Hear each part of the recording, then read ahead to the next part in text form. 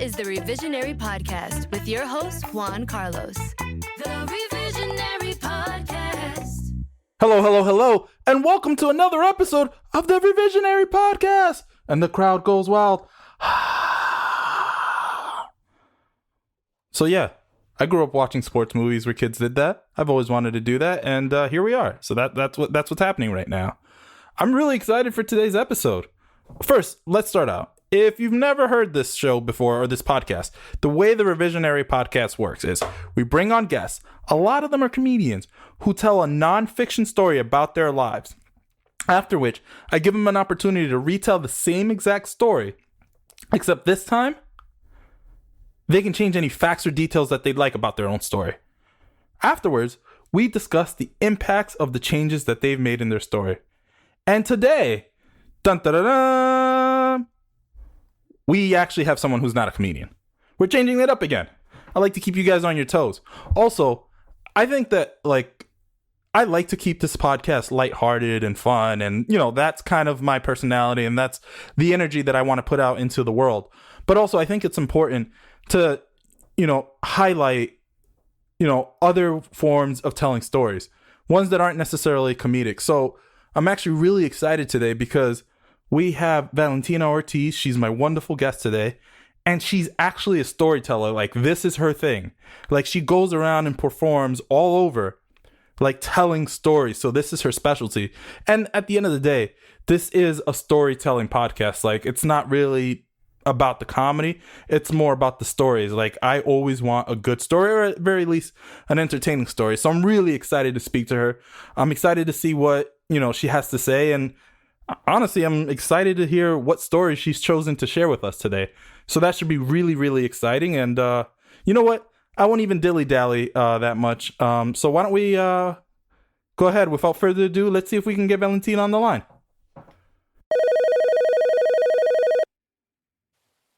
Hi, Valentina. How are you? Fine. I'm alive. You're alive? What's been going on? Oh, a lot of things, a lot of movements, a lot of things. So what have you been up to?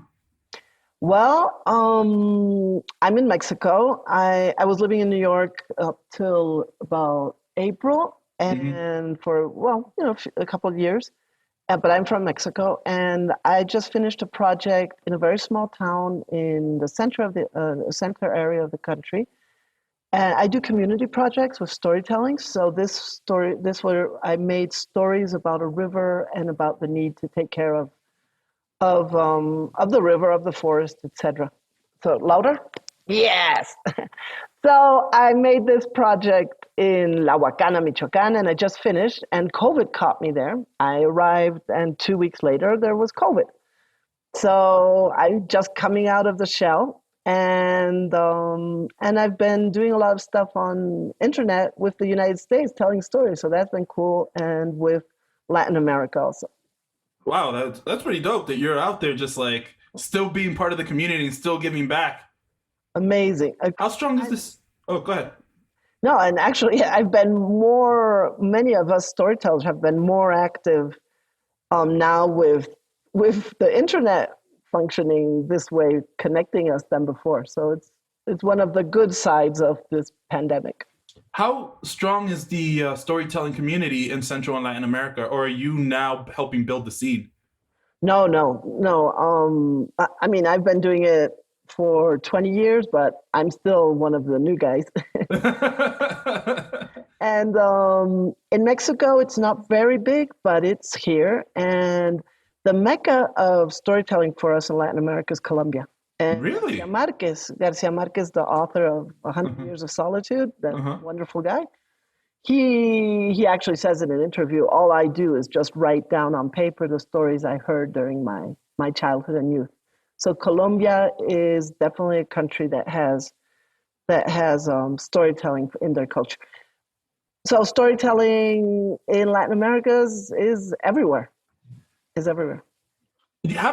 Explain to me this? How does it work? Is it all concentrated in one area, or are you constantly traveling across the country trying to find places to tell stories? Myself, I was in Mexico City for a long time, And now I'm reinventing myself. In major capitals of different states, there are storytellers and there's storytelling venues. Unfortunately, in small towns, there are not. And we have a very, very, very strong indigenous oral tradition. Many of our indigenous people lost their writing when we were colonized. So their culture is kept alive through orality. But it's not considered, it's sort of like art and craft. And, it's like not considered officially an art. So there's a lot to do in Mexico, a lot to do. And situation is a little delicate politically, so sometimes we don't travel that much. So let me ask you this: how exactly does one get into storytelling? I clearly come from stand-up background, so I know how that works. But if someone were to decide tomorrow, like, you know what, I want to go out there, I want to tell stories. How do you get started? Okay, from my perspective, storytelling is an art. So it's like becoming a musician. I mean, there are technical things. There's a strong personal story movement in the US, which is one way. But if you really want to become a storyteller, take any workshop. There are hundreds of them out there, just so you get the basics. And the other thing, I've taught many workshops myself, is I truly believe everybody's a storyteller, because you communicate what happens to you and you communicate what you learned as a tradition. Even if you're in the US in a modern city, you obviously learned stories when you were a child. So those stories are in you. You just have to find a way to put them out there. And once you get the basic techniques of storytelling, it's nonstop. You just don't, you don't get enough. And right now it's even easier than before, because on internet there are so many workshops. And one direct way is to find this, the National Storytelling Network. They have a huge array of things. And also there's a very interesting movement that just started that's called Artists Stand Strong, and it's here to stay. And that's been connecting storytellers from the US and from the whole world, really, that speak English. And they have workshops, they have a lot of things. So welcome to the storytelling world. But it is something you work on. It's not just you wake up one morning and want to share something that happened to you. Right. Okay. Well, first and foremost, again, I'm sure our revisionaries are very thankful that you're here with us today. I'm going to go ahead and say the stage is yours. Valentina, please go ahead and tell us your story. Okay. So my story is like this.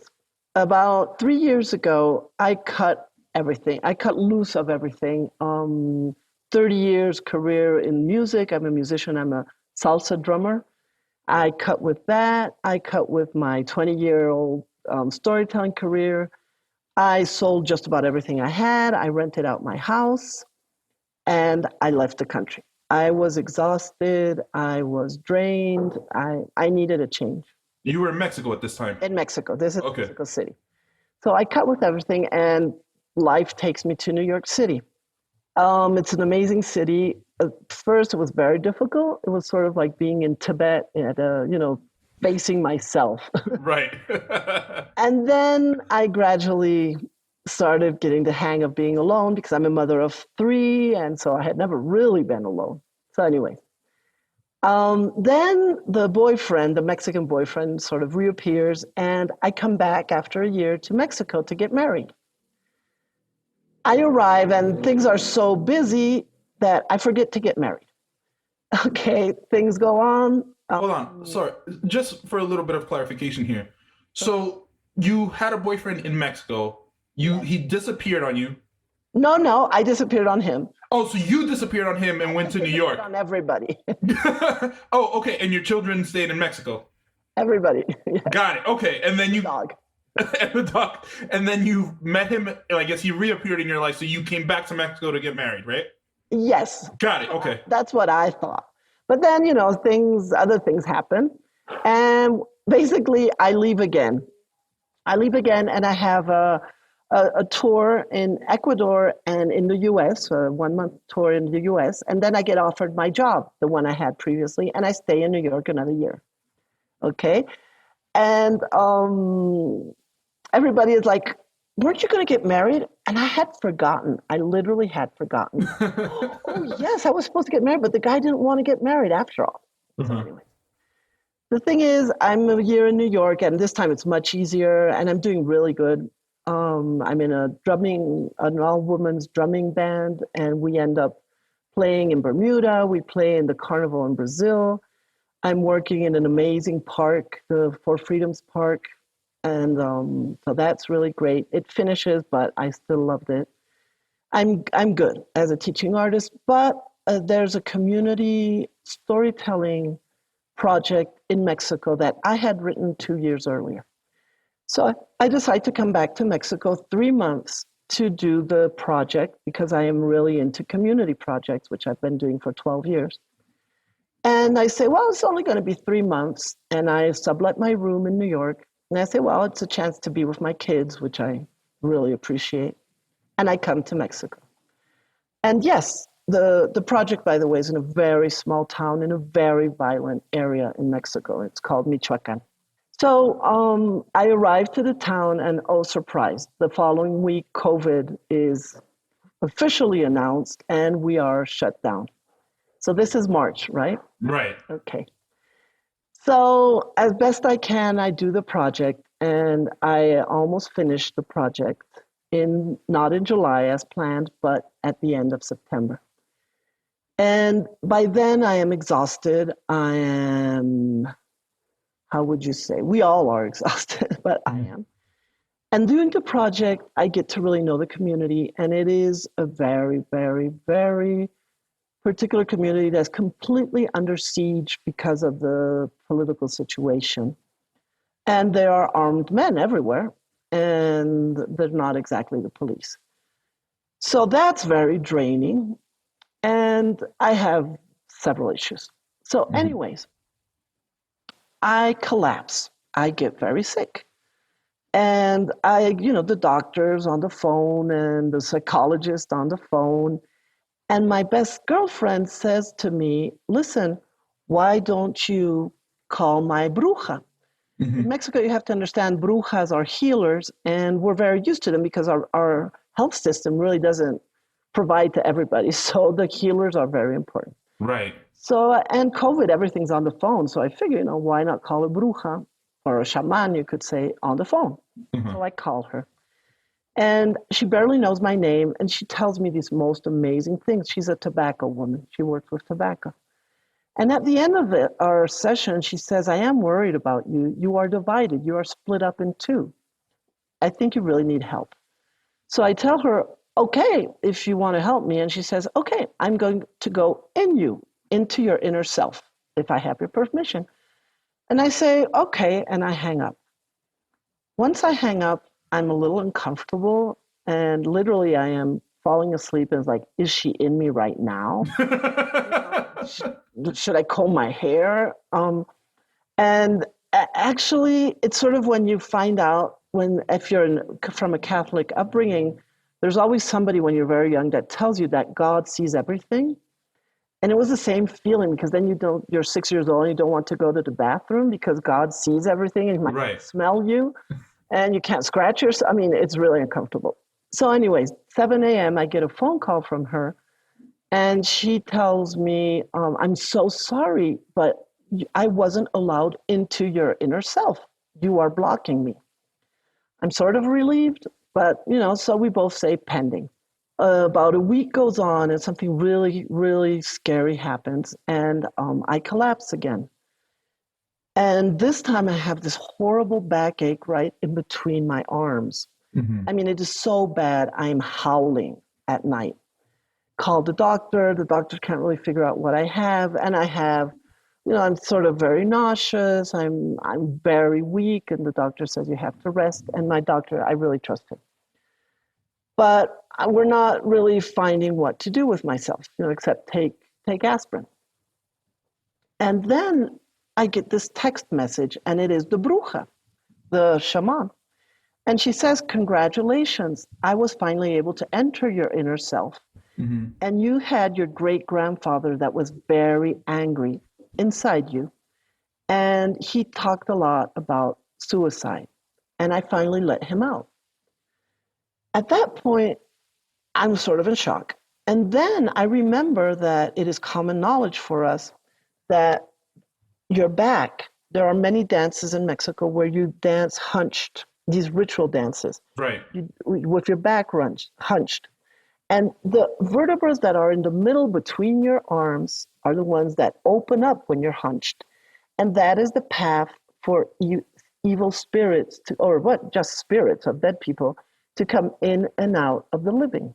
Remember where my pain was? Mm-hmm. So I kept on howling and suffering for a couple more days, and then I was better. But it is a lot of information. And I start texting my family members, and yes, it turns out that my great-grandfather was burnt alive in the square of the little town in Zacatlán de las Manzanas during the revolution, the Mexican Revolution in 1914, because he wanted to become a revolutionary. And, the soldiers caught them at the meeting, and he was burnt alive. Wow. But no, my uncle says, no, he wasn't alive. For some reason, he died just before. So that meant suicide. Right. His name, I find out, is Emilio Ortiz. My father was called Emilio Ortiz, and my father committed suicide. And as if that was not enough information, my great-grandmother, we were taught that she died of love. But what I found out is that she was put in jail the day they caught my great-grandfather with her two youngest children. One was a baby and a suckling, and the other one was about a toddler. Mm-hmm. And she stayed in jail for quite some time. She could feed the baby because, breast milk is a miracle. And when she came out, she lost it. And they spread out the kids, and everybody's sort of angry at her because why didn't she raise her kids? And then she died. And at that moment, I realized my great-grandmother died of fear, not of love. Mm. So this revelation has been very important for me, painful, but important, because some of us believe that you carry your ancestors' information, and you act it up again. But the story goes on, I find out recently. So that was enough, because really what happened to me, I was exorcised, right? Right. So I am very convinced that I was exorcised, and I say thank you to the bruja again. But yesterday, I am in the state capital, a big city, and I go pick up my blood tests because I'm going to get an eye operation. So you need all these blood tests. And I go to pick them up, and the doctor says something is bizarre here. And I do another test, and oh, surprise. 3 weeks ago, when I was howling in pain because of my backache, which was surely an exorcism, well, no, I had COVID. And wow. Now, and yes, COVID apparently has very bizarre symptoms because I never had a sneeze or a sniffle or nothing. I just had this amazing back pain and felt very weak and nauseous. So now I'm trying to put together 1 and 2 and 3 and 4. So I went from being in bed to an exorcism to COVID. And now I have to shut myself down to see if I am still positive, because I don't want to contage anybody. So that is my story. I'm trying to figure out how to be shut down because I'm always on the road. But I arrived to my little room in Mexico City today at 1 a.m. And has anyone else around you contracted COVID? The man I did not marry, it turned out that the project was in his house. So we ended up together in the house, locked down with the pandemic. And apparently he had the same as I did, but much softer. He did lose the capacity to smell and to taste. Wow. I just lost the capacity to smell, and it's amazing how you need that. I couldn't cook. I could not cook. Another thing that is embarrassing, but I couldn't figure out when my clothes were dirty or not. Usually you sniffle the sock and say, I can use it a little bit more. You cannot do that when you have COVID. I didn't even think of that. So it's amazing. Yeah. Okay, so I have questions. Go ahead. Let's start from the beginning here. Now, you say that you came back to marry this man, but it never happened because you guys got busy. What, like, are there any plans to get married? Like, what's going on there? Oh no, he's a guy, the kind of guy that loves you dearly. I mean, this is going on for 10 years now. He really loves you. He's a nice guy. But, it's like, why would we want to make a commitment? Like, why would we really want to make a project together? So I'm sick of it. Okay, you're just over it. Yes, I was completely over it. And he was going to lend me the house because he was going on tour. He's a musician also. He was going to be away in the US for 3 months. I was going to be in his house for 3 months doing this great project. And then we would talk. He went on tour for 1 day, and my project lasted 6 months. We still haven't talked. I figure we're not going to get married. Okay, and here's my other question. So you say that, you just cut everything and went to New York. Was there a plan, or did you just wake up that morning and that night you were in New York? Oh, no. To cut loose of 30-something years of life is not simple. Right. I had to sell a lot of things. I had a humongous collection of musical instruments. I'm a percussionist, so I had like 3 marimbas and a lot of stuff. And no, I was very, very, very sick for a long time in Mexico because of the pollution. And mostly the pollution, but I also discovered that violence is not, when I leave, I realize in Mexico, we live in a constant state of violence, structural violence, and we are afraid. Everywhere we go, you're always afraid. Like last night I arrived, just getting out of the bus station, the policeman had to take a chain with a lock on it, take it off so I could walk out of the bus station into the street. What does that tell you? I mean, and I had to walk like 20 steps to get to the street and, be picked up by my son, who had just that day had his window shield broken and everything stolen from inside the car. I mean, that was not even 10 minutes of my life in Mexico. So we are always afraid, and people, there's people killed here and there, and every morning on Facebook, there's another woman that has vanished or shown up completely tortured. And I mean, things are rough. So basically, now that I look back, I was sick of fear. And my job also is not exactly a safe job inside of an office. So I realized, I said, I was in a wheelchair, I could barely see, and I could barely breathe. And I kept telling everybody, I need to change something, this is not working for me. And nobody really believed me. I mean, everybody's busy doing other things, including my partner. So I said, I'm leaving.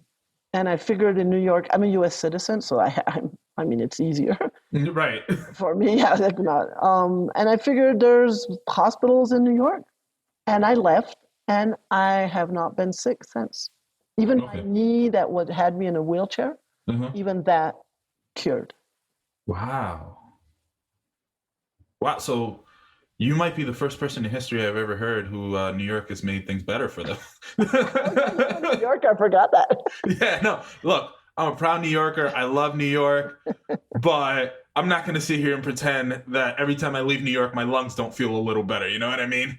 Okay, so New York is maybe 20% of what Mexico City is. Really? I lived in Harlem. Yeah, I love Harlem. I was born there. I lived right in front of, on 110th Street, right in front of the park. I was renting a room in a studio.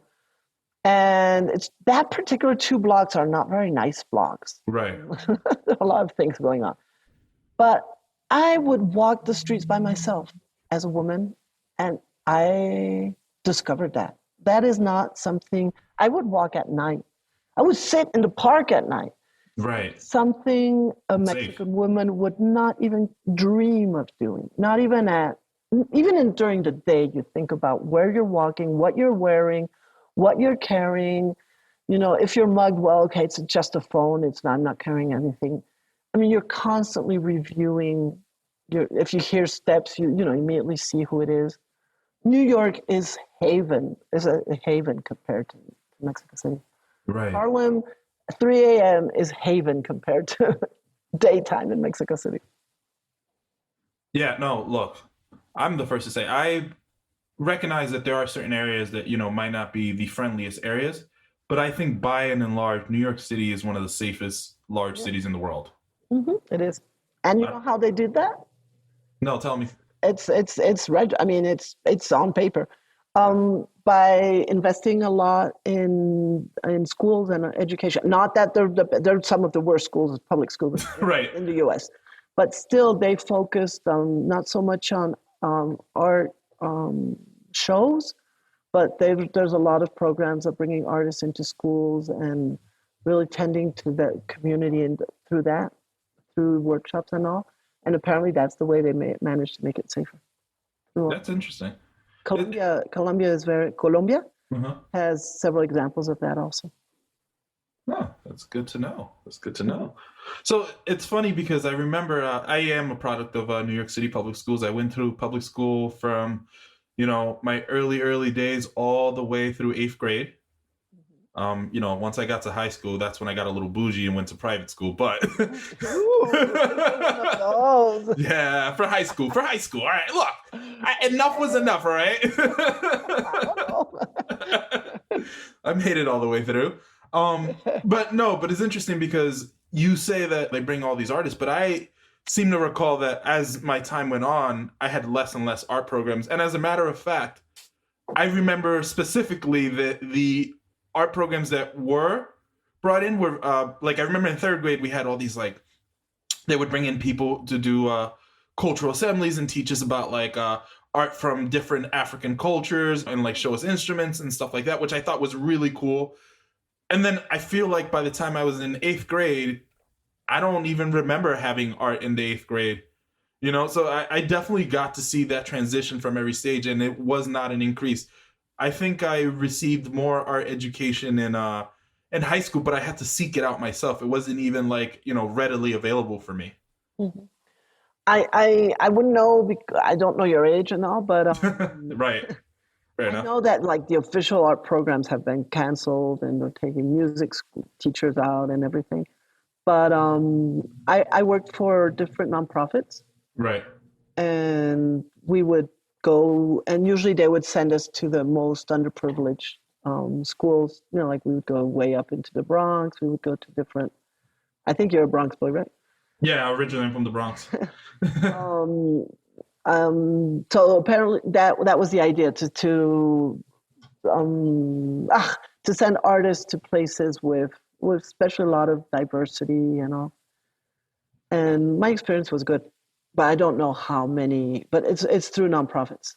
It's through nonprofits, which I know with the COVID situation are not in a good shape right now. No, absolutely. So why don't we go ahead and pick this up? And if you could change any details or facts about your story, what would you change? So go ahead and retell me that story. I gave it quite a bit of thought, and I would like to change. Okay, to make the story short. For me, it is all about violence and fear. And my being in New York City was very liberating, but also very sad for me. Right. Because I realized how, can I say one bad word? Absolutely. Go ahead. How fucked we are in the colonized countries. If that means south, anything south from the border. And how that affects our daily life, and how even the possibility of considering the right, I'm not talking human rights here, the right to be happy is something we do not take for granted at all. And in the US, I see that's what people think about. Okay, what makes me happy? So maybe I have a job I don't really like because I want to pay for my hobby or for my travels, which make me really happy. We don't even have that consideration. I mean, it's just not part of right. us. So I would change in my story the following. Many, many years ago in Mexico, there were many, many people. We're talking many millions of people living here and different cultures. But there was one particular culture that popped up in the 1300s. Mexico has civilizations 10,000 years before Christ as a measurement. So in the 1300s after death, this civilization called the Aztecs pops up. Mm-hmm. And basically what they are is very outgoing people, and they conquer everything. And they're not very nice people, they're very violent people. They conquer everything from the border, from above, from mid-US to Panama. And they impose these tributes, people, and if you don't give the tribute, they'll just kill everybody, children, women, and men. But they succeeded. It's amazing how they did it. And the only interesting thing for me is that they respected culture. They wanted your money. Well, not money in those times. They wanted your seeds under your cacao and your feathers and your gold, your minerals. But they would let you have your own culture. And actually, they would take whatever good things they found. It's like if your corn god was interesting, then they would just adopt it. Hey, that's a cool guy. We want it also in the Aztec tradition. But in the 1500s, there is a king of the Aztecs called Tlatoani, we call the king, and he is Moctezuma. And for some reason, Moctezuma is sort of not very centered, and he does not believe in reason, and he does not believe in science. Any similarity to some orange guy is mere coincidence, right? Oh my gosh. So he did not believe in these facts. And he was completely into magic and superstition and all of this. So when the 250 Spanish men arrive to Mexico, he lets them in. And he could have crushed them with his 400,000 soldier army in 5 minutes, but he lets them in, gives them everything they want because he believes they are gods. And unfortunately, the rest of the Mexican people that are not Aztecs are so angry with the Aztecs for what they did that they ally with the Spanish and defeat the Aztecs with the Spanish in front. I think the rest of the story, the outcome, right, is that we become a colonized country by the Spanish, who are very sick in their minds. I mean, they're really traumatized about a lot of things. So over 80% of our population die, mostly because of the diseases the Spanish bring, and they kill and put into slavery the rest of us. And because of that colonization is that I have to leave. There is an ongoing violence because of the imperialism of the U.S. that is going on, and that all the weapons in Mexico come from the U.S. We do not have one U.S. Weapon factory. I mean, we do our own stuff. Right. Right. It's sort of like not a coincidence that all these weapons are coming in from the U.S. government for the bad guys.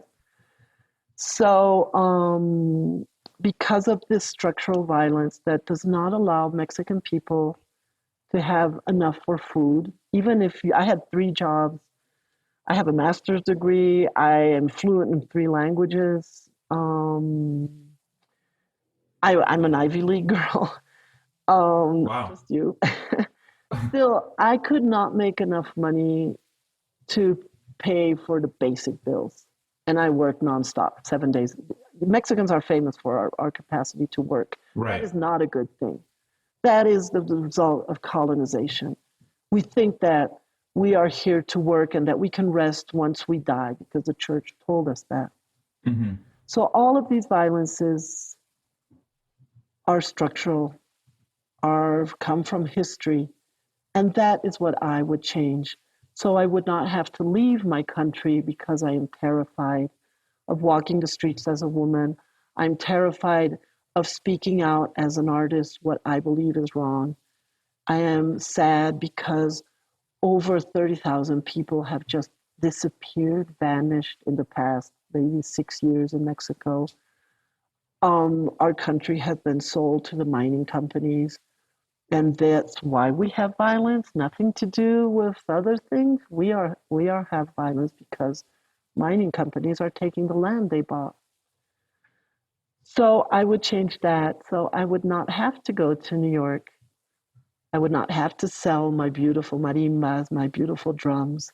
I would not have to reconsider now, today, of going back to the US so I can walk the streets by myself and not get sick because I'm terrified of seeing armed men in the streets. I do not want to live far from my kids. I am not a migrant. I am a displaced person. Right. I would not want to live far from my language, my beautiful culture, my good food. But structural violence is too much for many, many of us. And about getting married, maybe I don't need to get married. About changing my exorcism, I would not change that because I truly believe in magic, and I would change my grandfather being burnt in the square. I would change my great-grandmother being in jail. I would change anybody being in jail. And having COVID, I still don't know what to do about that. So you still have COVID in this scenario? No. Okay, so what I would change is, I've really thought about this, is like maybe it was a mistake coming back from New York to do this project, but it was not, because I had the right to be close to my kids, to see my house again, to work for a Mexican community, that this happened. What I would change is I was very fortunate to survive COVID because I have a great doctor. I had a phone that I could call him on, and he told me I had bought the medication beforehand just in case, so I took it in this very small town. I would change all my friends that have died of COVID. Just last week, I found out 2 more of my women friends died, and they died because they did not have a phone to call a doctor, because they live in a very, very poor neighborhood with a lot of people, so there's no way you can sanitize or isolate. Right. And our hospitals are not nice. Any hospital's not nice, but ours are particularly rough places, and they went to the hospital and never came back. So maybe if they had had a phone, had the information to buy homeopathic medication and the money to buy it beforehand, the possibility of isolating in a nice, clean house with a lot of sunshine, I am almost sure that my fellow musicians that have died, a lot of my musicians friends have died, I'm sure they would not have died. And I'm sure my 2 good indigenous friends, Emilia and Lucia, would be alive right now. And they have the right to be alive. I really appreciate you sharing this perspective with us, because I think that, especially being born and growing up in the United States, it's very easy to be stuck inside of a bubble where we don't see how other countries are dealing with some of the things that we're dealing with. I know that as a New Yorker, it was hard being stuck inside, and a lot of my friends are stuck in these tiny apartments. But at the end of the day, as bad as our hospitals are, they are probably better than hospitals in poor areas of other countries. So I really appreciate your perspective, and I appreciate you sharing it with us. Go ahead. The town where I was, the nearest hospital was 4 hours away. The town does not have a pediatrician, does not have a gynecologist, not even paying for it. Yeah, things here are amazing. And another thing that the first world also has to be able to confront COVID, even I know the US is not in a good shape compared to other countries in Europe, but you guys got help. In Mexico, we have no kind of unemployment. We have no kind of support. And so like my fellow musicians, most of them just kept on working as taxi drivers or as whatever. But many, many, many people have had to just keep working. I'm surprised because, correct me if I'm wrong, but isn't Mexico like one of the top 20 wealthiest countries in the world? Oh, no. Isn't your GDP I up don't there? know. We have like one of the second wealthiest man in the world. That's right. Forbes magazine, Mr. Slim. But I don't know the exact fact, but no, we're in a very deep economic crisis. Really? I always thought that you were one of the G20s. Oh no, not at all. Not, I'll look it up. Where are we on the chart? But We'll find out. just on in education, which is sort of my field, we are the 40th worst countries of the third world country. It's like we're in deep trouble. Yes, no, our economy. The minimum wage in Mexico is $8 a day. That's nothing. And just to go have lunch in a decent place, not even a decent place, a basic place, you spend that amount of money. Just to have like a burger in a Burger King, you will spend more than that money. So how do families live on a minimum wage and people commute for 2 hours and et cetera? I have no idea how to do it. Okay, so I pulled it up. I Googled it very quickly. And according to this website, and I've seen figures like this before, Mexico's the 11th wealthiest country in the world. Whoa, wow, that's such a contradiction. We have over 50% of our population, and you can Google that. Yeah. Well, the last time I did it, it was we have 52 million people under the extreme poverty level. That means they do not eat once a day, every day. Right. And that's 52 million people that do not eat every day. We have people in the mountains starving. Literally, children are starving. I think so amazing. I think it has. Go ahead. I mean, we are an amazingly wealthy country. We have gold, we have oil, we have water. We have so much. Right. But it's all goes somewhere else. And so that's what I was going to say. I think it's more about the disparity between the wealthy and the poor and how the resources are distributed. But I did know that on paper, because I kind of studied some of this stuff in school. Interesting. No. I knew how wealthy Mexico was, which is why I was always surprised when people described Mexico as a poor country or a third world country. I was like, actually, it really is, and it's really wealthy. So I was always curious how that affected the day-to-day lives of regular people in Mexico. People walk, like you have children that will walk 2 miles just to go to school. Mm-hmm. They get to that school. I mean, I just arrived like a week ago from one of these areas. I mean, they will get to that school. I worked in one of those schools with Storyteller. They will get to that school and they will only have like 3 hours classes. The teacher's completely underpaid, in a bad mood, and he teaches. They have one teacher for 6 grades. The teacher has to buy with his own money whatever element he wants to use. There's this whole thing about program right now for COVID that everything's online. Come on, these places don't have internet. I was in one of them. We did not have internet. Mm-hmm. And the kids were trying to follow school on these really second-class cell phones. Mm-hmm. Things are that's tough. Amazing. Well, I'm going to say thank you again for coming on to the podcast. Before I let you go, we have 2 quick questions. The first is we have a tradition on this podcast of choosing a charity or an organization to highlight and encourage our listeners to support. Do you have a charity or organization in mind for us? I would say look up Artists Standing Strong. It's this organization of storytellers that are concerned with social justice and all, and they're doing great work, very active. Sure.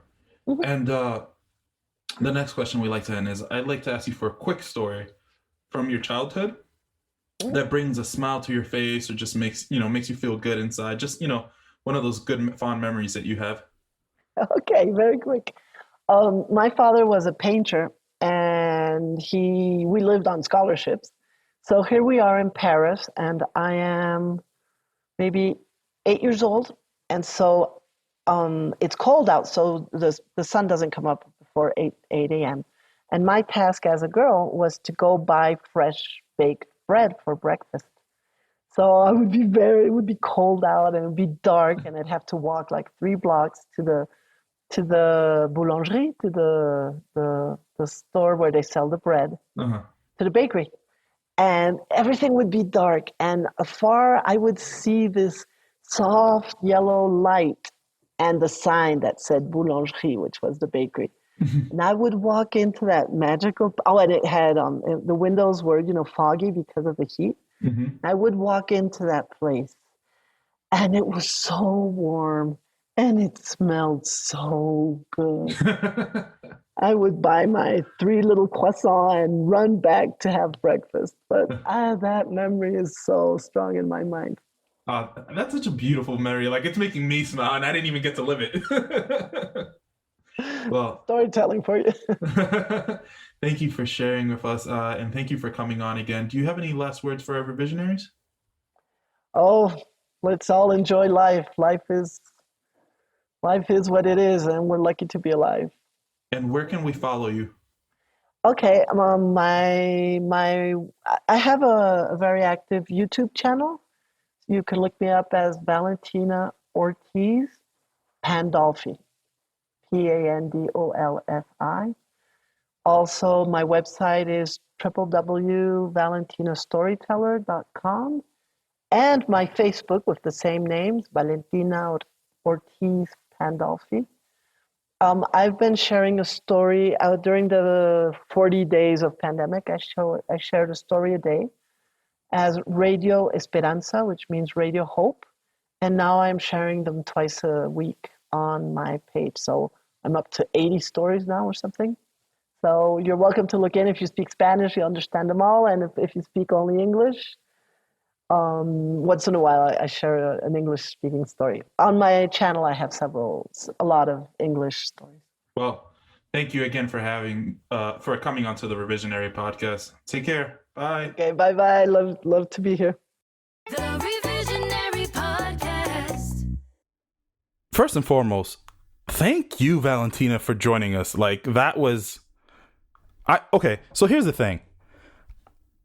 When I speak to guests, right, I am listening to the story for the first time, just the same way you guys are. Like, we're experiencing that together.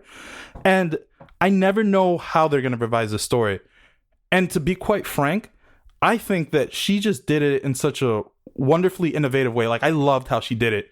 I don't think that anyone else has done it in the way that she just did. And I think that was masterful.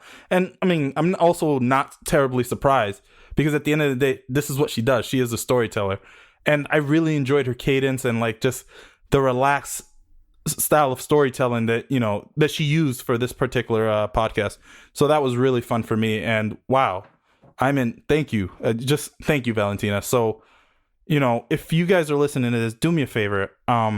Right now, I am preparing for a contest that I'm going to hold.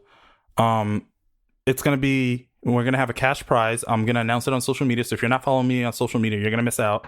There'll be a cash prize. And basically the contest is just, proving that you've actually liked and rated the podcast. So all the details will be on our Instagram and on our Facebook and on our Twitter. So make sure you're following us there.